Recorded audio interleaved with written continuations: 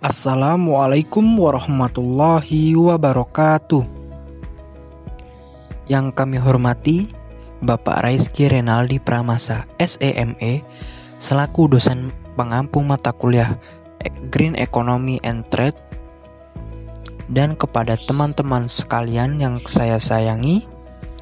Di sini kami dari kelompok 5 yang beranggotakan Asmaul Fauji, saya sendiri selaku moderator dan pemateri, Hani Hurotunisa, Suci Ramadanti, dan Umu Atiyah Al-Ansariyah. Di sini kami dari kelompok 5 akan mempresentasikan hasil kerja kelompok kami yang berjudul Akuntansi Sumber Daya Alam dan Lingkungan. Baik, langsung saja kita mulai presentasi yaitu tentang pertumbuhan produk nasional bruto atau PNB atau Gross National Product atau GNP menjadi ukuran keberhasilan suatu negara dalam upaya meningkatkan kesejahteraan masyarakatnya.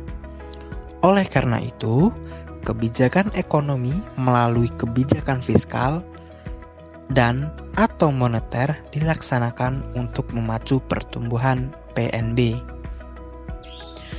Namun, ada beberapa masalah terhadap pengukuran kesejahteraan sosial yang menggunakan GNP per kapita. Di antaranya, GNP hanya mengukur transaksi pasar. Dalam pengukurannya, GNP tidak membedakan jenis-jenis barang, tidak membedakan pula antara biaya dan manfaat, tidak mempertimbangkan bagaimana pendapatan tersebut didistribusikan, dan penipisan lingkungan atau sumber daya alam tidak dimasukkan ke dalam perhitungan. Poin selanjutnya yaitu pasar dan ekologi. Menurut Ehrenberg et al. 2003, pasar dalam artian yang luas yaitu tempat perjumpaan antara pembeli dan penjual, barang atau jasa sebagai produk yang dipertukarkan oleh pembeli dan penjual. Dalam pertukaran itu muncul harga atas barang atau jasa yang dipertukarkan. Sedangkan secara sederhana, ilmu ekologi diartikan sebagai ilmu yang mempelajari ekosistem. Ekologi sering disebut sebagai ilmu dasar lingkungan, meski harus diakui bahwa lingkup ekologi jauh lebih sempit ketimbang ilmu lingkungan. Selanjutnya, pasar terbentuk untuk barang dan jasa yang nyata.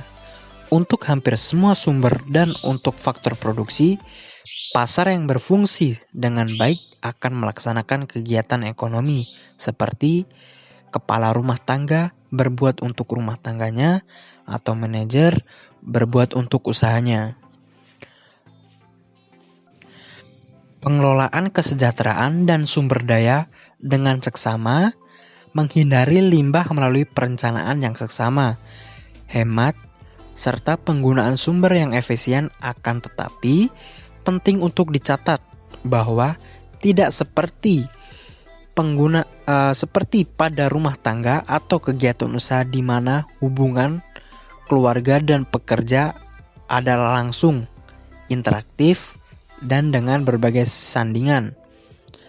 Peserta pasar hanya berinteraksi melalui sistem harga dan sumber-sumber mendapat perlakuan setara dengan harga yang diperintahkan oleh pasar. Selanjutnya, biaya perlindungan. Untuk menjaga dan memulihkan lingkungan dan penciutan serta penurunan kualitas sumber daya alam, harus diadakan biaya yang dapat dianggap sebagai biaya perlindungan. Berbagai kegiatan sering diambil untuk menjaga lingkungan dan kerusakan sebagai akibat aktivitas ekonomi, dan sistem national account memperlakukan biaya-biaya ini sebagai generating income. Dimasukkannya biaya dampak negatif kegiatan produksi dan konsumsi ke dalam arus pendapatan yang didorong oleh aktivitas ekonomi kurang beralasan. Karena itu, kegiatan tersebut seharusnya tidak dihitung sebagai pengeluaran akhir, tetapi lebih baik dihitung sebagai pengeluaran antara atau intermediate expenditure.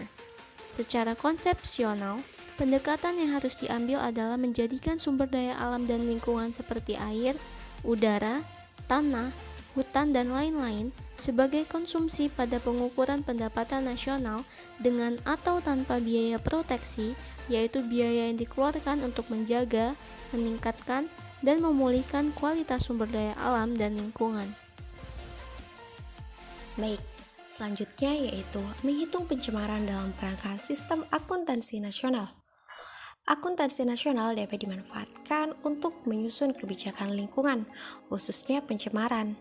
Nah, terdapat 4 aspek nih pencemaran yang dimungkinkan untuk diukur di dalam kerangka akuntansi nasional atau national account.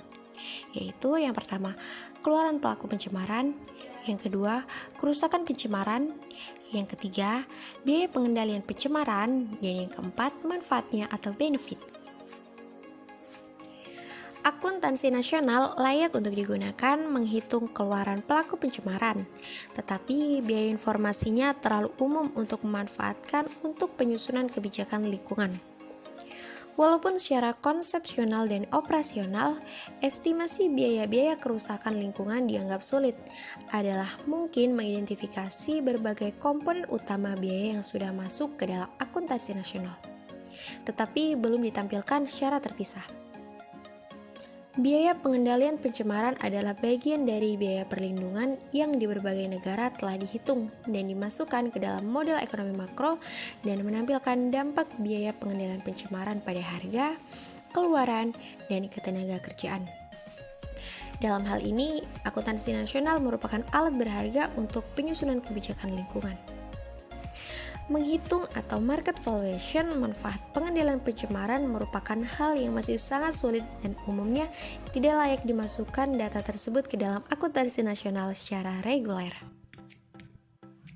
Berikut ini adalah contoh studi kasus penghitungan kerusakan melihat stok dan mencegah kelangkaan sumber daya ekonomi yang dapat dilakukan dengan menggunakan depresi. Pada dasarnya, depresi adalah salah satu metode penyusutan pada aset karena adanya pengurangan biaya karena pengelolaan sumber daya menjadi bahan baku atau persediaan. Seperti misalnya penurunan pada nilai pada barang tambang dan juga hutan kayu. Berdasarkan pengertian tersebut, maka bisa disimpulkan bahwa penyusutan pada suatu aset terjadi secara alami. Berikut ini tujuan perhitungan depresi. Yang pertama, untuk bisa mengetahui seluruh stok sumber daya setelah dimanfaatkan ataupun karena kerusakan.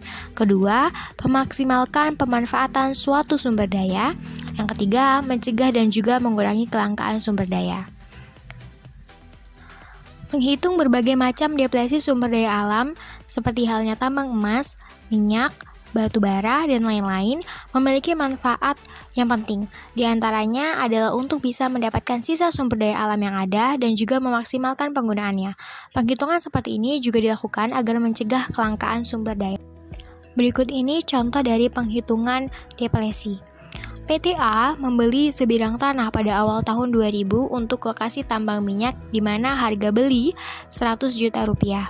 Dan kemudian PTA juga mengeluarkan biaya pengembangan saat pembelian untuk pembuatan pipa saluran minyak sebesar 20 juta rupiah. Hasil tambang diperkirakan 1 juta rupiah barel dengan nilai residu tambang 10 juta rupiah. Kemudian pada tahun 2000 belum ada aktivitas penambangan. Pada tahun 2001, berhasil ditambang sebanyak 350.000 barel, dan pada tahun 2002 berhasil ditambang 200.000 barel. Hitunglah harga perolehan. Berikut ini penyelesaiannya. Penghitungan harga perolehan dihitung dengan harga perolehan sama dengan harga beli atau area tambang ditambah dengan biaya pengembangan. Harga beli tanah di awal adalah 100 juta rupiah, ditambah dengan biaya pengembangan yaitu 20 juta rupiah. Hasilnya adalah 120 juta rupiah. Selanjutnya, menghitung depresi per aktivitas depresi, yaitu 120 juta dikurang 10 juta dibagi 1 juta sama dengan 110 barel.